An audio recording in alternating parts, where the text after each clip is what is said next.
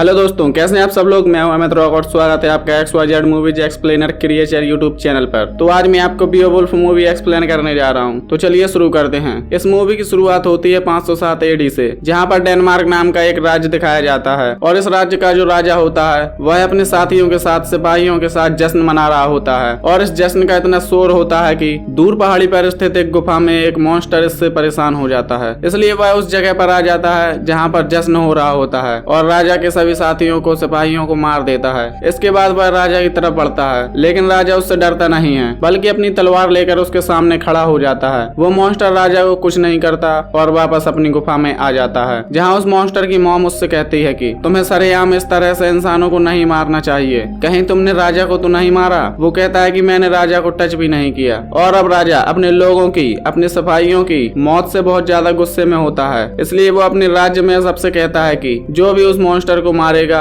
मैं उसे बहुत बड़ा इनाम दूंगा। वहीं हमें बीओवुल्फ नाम के आदमी को दिखाया जाता है, जो समुद्र के रास्ते अपने आदमियों के साथ डेनमार्क राज्य पहुंच जाता है और वो राजा के पास जाता है। राजा बीओवुल्फ को गले से लगा लेता है, क्योंकि उसे पता है कि ये एक बहुत बड़ा योद्धा है जो आज से पहले कई मॉन्स्टर को मार चुका है। राजा इसके पिता को भी जानता था और अब बीओवुल्फ किसी भी तरह से उस मॉन्स्टर को खत्म करना चाहता है जिसने राजा के कई लोगों को मारा है, जिसने राजा के पूरे राज्य पर एक तरह से कब्जा कर रखा है। इसलिए बीओवुल्फ अपने लोगों के साथ उसका सामना करने की तैयारी करता है। दरअसल उसे पता है कि सूर्य की वजह से पिछली बार मॉन्स्टर यहाँ आया था, इसलिए बीओवुल्फ अपने आदमियों के साथ यहाँ पर जश्न मनाना शुरू कर देता है। लेकिन बीओवुल्फ तय करता है कि वह उस मॉन्स्टर को बराबरी का अधिकार, बराबरी का मौका देगा, इसलिए वह अपने सभी हथियार नीचे फेंक देता है, साथ ही अपने कपड़े उतार देता है, क्योंकि वो उसके साथ बिना कपड़ों का मुकाबला करना चाहता है। और अब वो मॉन्स्टर यहाँ पर पहुंच जाता है। बीओवुल्फ अपने साथी के साथ उससे लड़ने लगता है और इसी लड़ाई के दौरान उसे पता चलता है कि यह जो मॉन्स्टर है इसके कान हाइपर सेंसिटिव हैं, इसलिए बीओवुल्फ उसके कंधों पर चढ़कर उसके कान के पर्दों को रैप्चर कर देता है, जिससे उस मॉन्स्टर को बहुत दर्द होता है और उसका साइज छोटा हो जाता है। अब वो मॉन्स्टर यहाँ से भागना चाहता है, लेकिन बीओवुल्फ उसके हाथ को जंजीर से जकड़कर उसके हाथ को काट देता है और इस तरह से वो इस मॉन्स्टर को हरा देता है। बीओवुल्फ की जीत से यहाँ पर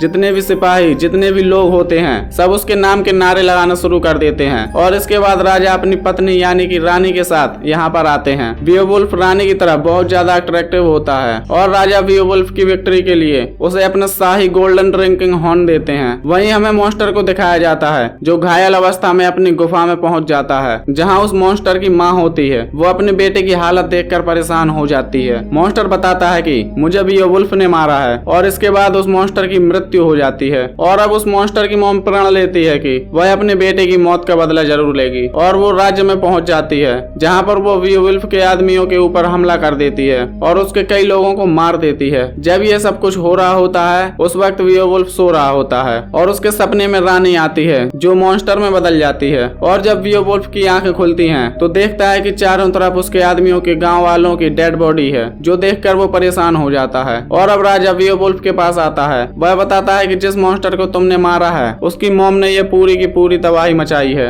यहाँ पर राजा उसे अपनी जिंदगी का बहुत बड़ा सच बताता है और बताता है कि जिस मॉन्स्टर को तुमने मारा है वह और कोई नहीं बल्कि मेरा ही बेटा है। और अब यहाँ पर राजा का सलाहकार भी एक तलवार लेकर आ जाता है, जो कि बहुत ही एशियन तलवार है, और उस तलवार को बीओवुल्फ को देता है और कहता है कि तुम उस मॉन्स्टर की मॉम को इससे खत्म कर सकते हो और वह आखिरी बची हुई मॉन्स्टर है। और अब बीओवुल्फ तय करता है कि वह उसे मार देगा, इसलिए बीओवुल्फ उन गुफाओं की तरफ निकल पड़ता है जहाँ उस मॉन्स्टर की मॉम रहती है। और जब वो उन गुफाओं के पास पहुँचता है तो अंदर बहुत ज्यादा अंधकार होता है। बीओवुल्फ तय करता है कि वो अकेला ही अंदर जाएगा, तो राजा ने जो उसे अपना खानदानी ड्रिंकिंग गोल्डन प्याला दिया था वह चमकने लगता है और उसकी रोशनी से वह लगातार आगे बढ़ता है। और तभी पानी के अंदर से मॉन्स्टर निकलती है, जो कि बहुत ही सुंदर लेडी होती है। उसकी सुंदरता देखकर बीओवुल्फ पूरी तरह से मंत्रमुग्ध हो जाता है। हालांकि बीओवुल्फ इसे मारना चाहता है, लेकिन इसकी जादू की शक्तियों की वजह से वह उसे नहीं मार पाता। और यह जो बहुत ही सुंदर मॉन्स्टर, जो कि एक इंसान के रूप में है, यह बीओवुल्फ को सेड्यूस कर रही होती है। और अब बीओवुल्फ इसके झांसे में आ जाता है। यह बीओवुल्फ को कहती है कि मैं तुम्हें राजा बना दूंगी, लेकिन इसके बदले जो तुम्हारे पास गोल्डन ड्रिंकिंग प्याला है यह तुम्हें मुझे देना होगा, और मेरा बेटा जो मारा गया है इसके बदले तुम्हें मुझे एक बेटा देना होगा। बीओवुल्फ उसकी बात मान जाता है और ये दोनों एक दूसरे के करीब आ जाते हैं। और अब बीओवुल्फ वापस राज्य आ जाता है, जहाँ पर राजा को बताता है कि मैंने उस मॉन्स्टर को मार दिया। यहाँ पर उस मॉन्स्टर के बेटे का, जिसका उसने पहले हाथ काटा था, उसका कटा हुआ सर भी बीओवुल्फ के पास होता है, जो सबूत के तौर पर वो राजा के पास लाता है और कहता है कि मैंने उन दोनों को मार दिया है। जो एशियन तलवार आपने मुझे दी थी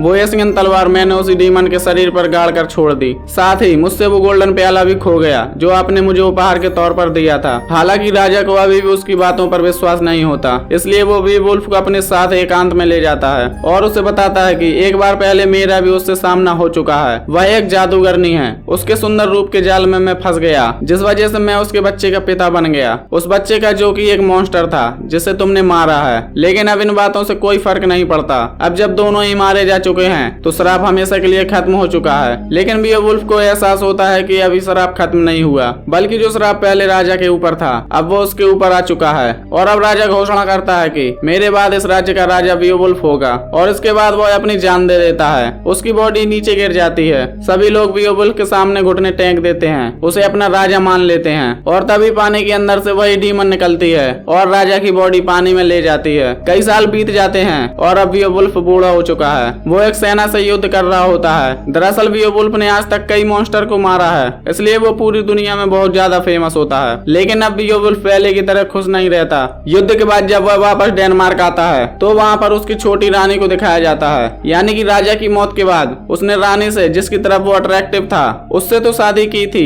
उसके बाद उसने एक और शादी की है। और आज रात को यहाँ पर जश्न का दिन होता है क्योंकि आज ही की रात को उसने दोनों के दोनों डीमन को मारा था। और तभी पुराने राजा का सलाहकार आता है जो अपने राजा बीओवुल्फ को वही गोल्डन ड्रिंकिंग प्याला देता है जो उसे पिछले राजा ने दिया था, जो उसने डीमन को दे दिया था। और अब यह सलाहकार उसे बताता है कि हमारे राज्य के एक आदमी को यह घास के मैदान पर मिला था। इसे देखने के बाद बीओवुल्फ समझ जाता है कि जरूर कोई न कोई बड़ी विपदा आने वाली है और होता भी ऐसा ही है।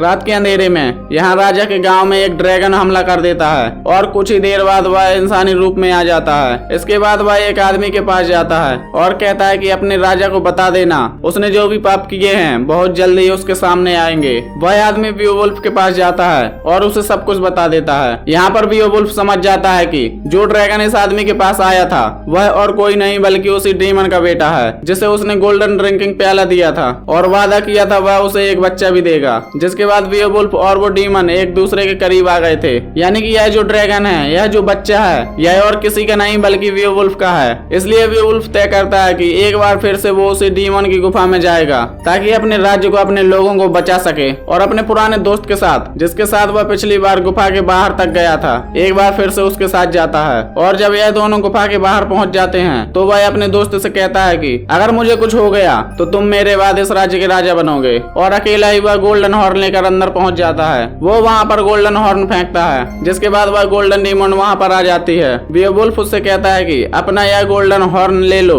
और मेरे लोगों को छोड़ दो, पर वो उसे मना कर देती है। और अब यहाँ पर ड्रैगन आता है जो बीओवुल्फ के ऊपर हमला कर देता है। बीओवुल्फ किसी तरह से बचकर यहाँ से बाहर निकल जाता है, जहाँ पर उसका दोस्त भी होता है। और यह दोनों को दोनों देखते हैं कि वह गोल्डन ड्रैगन अब उन्हीं की राज्य की तरफ जा रहा है। ये दोनों उसे रोकने के लिए घोड़े से उसका पीछा करते हैं। बीओवुल्फ अपनी कुल्हाड़ी से उस ड्रैगन पर हमला करता है। उस कुल्हाड़ी के साथ एक रस्सी भी बंधी होती है। बीओवुल्फ उससे लटक कर ऊपर हवा में उड़ना शुरू कर देता है। यहाँ पर जो राज्य के तीरंदाज होते हैं वह भी ड्रैगन को देख लेते हैं और उस पर तीर चलाना शुरू कर देते हैं। बीओवुल्फ ड्रैगन के उस हिस्से को देख लेता है जो नाजुक होता है और उसे भेदा जा सकता है। अब क्योंकि उसकी सेना यहाँ पर तीर चला रही होती है, इसलिए वह रस्सी को छोड़कर नीचे कूद जाता है। ड्रैगन उसके लगभग सभी सैनिकों को मार देता है, चारों तरफ आग जला देता है। बीओवुल्फ एक ब्रिज पर जाता है और ड्रैगन के ऊपर कूद जाता है। ड्रैगन उसे अपनी पीठ से नीचे गिराना चाहता है, इसलिए उसे पानी के अंदर ले जाता है। यहाँ पर शिप का एक एंकर होता है। बीओवुल्फ एंकर को उसकी गर्दन में फंसा देता है और एक बार फिर से